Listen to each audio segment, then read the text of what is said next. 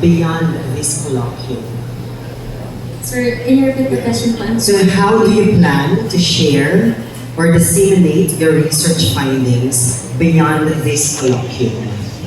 As I presented po earlier, we propose an awareness program po, and we can share this po, yung awareness program po sa everyone dito kasi hindi lang po pwede po namin i-share hindi lang po sa students, hindi lang po sa professors, hindi lang po sa young adults na binubuo ng San Pablo City. Pwede po namin itong i-share sa ibang lugar kasi nga po, beyond, hindi lang po dito sa school natin, hindi lang po sa buong San Pablo. Pwede din po namin ibigay yung solution po based sa findings namin sa ibang lugar po. That's all. Okay, thank you, Jade, right? So thank you, I like the output actually, it could really be a help to other people. So you wanted to find better ways of disseminating this information so that it could be used by the people, not just the audience here at San Pablo Colleges. And then one last question, coming to our presenter number 1.